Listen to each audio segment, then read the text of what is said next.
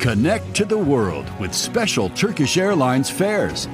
Book your flight before November 30th and take advantage of great deals. Fly to the most exciting destinations with the award-winning airline that flies to more countries than any other. Terms and conditions apply. For more details, visit turkishairlines.com. Turkish Airlines, widen your world. Want to shop Walmart Black Friday deals first? Walmart Plus members get early access to our hottest deals. Join now and get 50% off a one-year annual membership. Shop Black Friday deals first with Walmart Plus. See terms at walmartplus.com. This is Optimal Work Daily. How I Really Got Started in Business by Chris Guillebeau of chrisguillebeau.com. When I was 20 years old and enrolled in a graduate school program that I didn't finish, I took a third shift job working at the FedEx Package Processing Center in Memphis from 10 p.m. to 2 a.m. 4 days a week. It was tiring work, and the worst thing about it was getting home close to 3 a.m. and having to go to class at 9. A schedule like that can work for a few days, but not for the few months I tried to sustain it. Carrying boxes for FedEx 10 years ago was the last job I ever had. In between going to school and working the night shift, I realized I needed some more money. eBay was just getting popular at the time, and in those early days it was a seller's market. You could put pretty much anything up for sale, and you had a good chance of selling it for more than it was worth. Buyers were hooked on the new format, so much so that many of them weren't very price conscious. If you were a seller and didn't really know what you were doing, like me, this was a good thing. The beginning. In my quest to buy groceries, one day I took a bunch of pictures of random stuff I had lying around my apartment. The stuff consisted mostly of video games, CDs, and old clothes that I would never wear. I had a $40 35mm camera that you actually had to buy film for and then pay for developing. No picture preview, no instant gratification, 24-hour wait for processing, the whole old-school way of taking pictures. Anyway, I took a bunch of terrible photos, and since I had no idea how to upload them online, as eBay wasn't so user-friendly in the early days, I sent them to my 15-year-old brother in Montana, who helped me put them up on a free website that he hosted. The pictures were bad, the auction design was bad, and the auction description was only decent. It was incredibly, laughably amateurish. But when I checked the results 5 days later, I found out I had made about $200, or roughly $24 an hour for my time. I could bust my butt lugging boxes around on the third shift, or I could work when I wanted, find stuff to sell, and make a lot more money. It wasn't a hard choice. After I saw that I could replicate those results, I was hooked. I never went back to FedEx, but I kept working the night shift, this time listing auctions and preparing boxes for shipment the next day. I sold Lego toy sets, phone cards, cigars, coffee, and anything else I could find. One of my favorite tricks was to buy things on eBay and then resell them using better written auctions and photos. Doing this with laptops and electronic gear, I found I could usually earn a 20% profit in a week.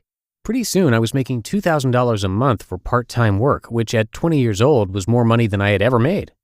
A few months later, I jumped to $4,000 a month and then $5,000. The business continued to grow, and I peaked out around $8,000 a month about a year later. I did everything myself, ran the business with utmost inefficiency, but I was able to support myself well. One of the most important skills an entrepreneur can have is the ability to predict change and act on it. I've made hundreds of mistakes and missed a lot of opportunities, but one that I got right was leaving the eBay selling business in my second year of operation. As more and more buyers came to eBay, more and more sellers came too. The competition for everything I was selling rapidly increased, and I found that the market was becoming more and more efficient. Whenever I found a source for a new product, someone else would find the same source within a month. Then there would be 2 of us selling the same thing, and then 5 or 10 of us. Competition reduces profit, and I didn't want to compete for the lowest bidder. One week, eBay canceled all of my auctions due to an error in the listing. They refunded my listing fees and later allowed me to relist everything, but in the meantime I had lost more than $3,000 that I could never get back. At the time, $3,000 was an enormous amount of money to me. I decided that I needed a new business, so I made plans to say goodbye to full-time eBay selling. I used the skills I acquired from importing coffee to move to other micro businesses, all of which I did for a year or 2 at a time for the next 5 years.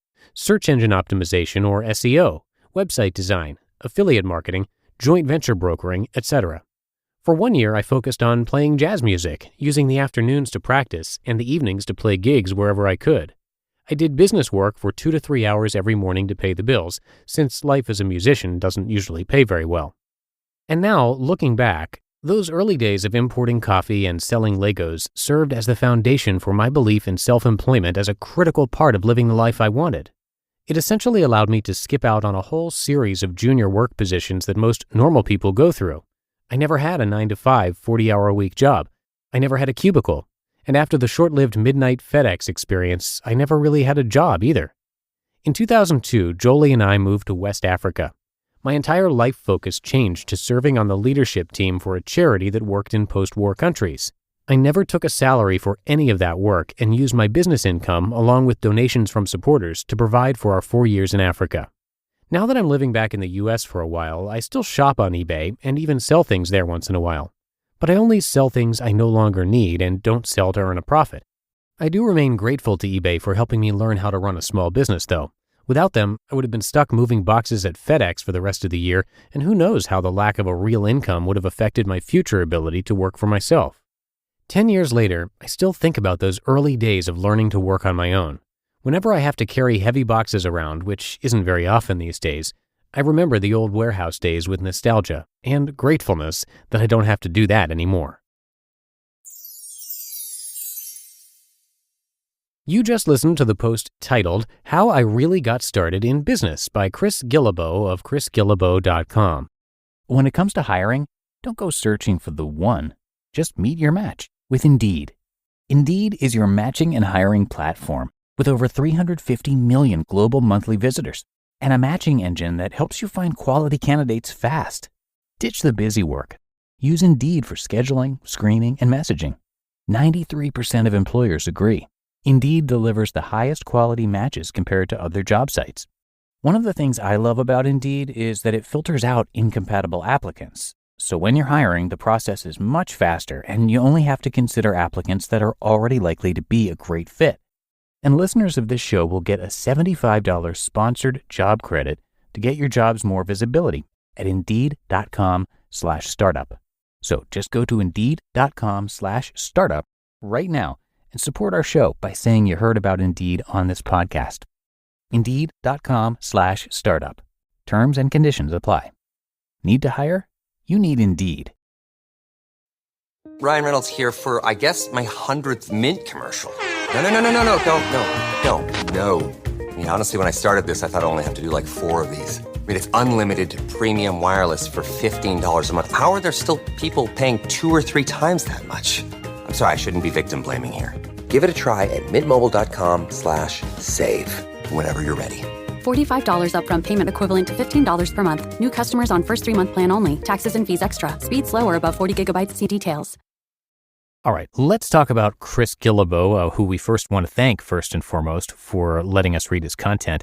He's got a really unique story. He started his site, which he called The Art of Nonconformity, in order to chronicle his journey to every country in the world, which he completed before his 35th birthday. He has a few books worth checking out: The Art of Nonconformity, which was translated into more than 30 languages, then The $100 Startup, which was a New York Times and Wall Street Journal bestseller, selling more than 700,000 copies worldwide, and his book The Money Tree is all about finding the fortune in your own backyard. He also hosts the popular World Domination Summit in Portland, and you can come by chrisguillebeau.com for a lot more. You can see his site and how his last name is spelled in this episode's description. But that's going to do it for today. Hope you have a happy Saturday and weekend if you're listening to me in real time. And I'll see you right back here tomorrow for the Sunday show, where your optimal life awaits.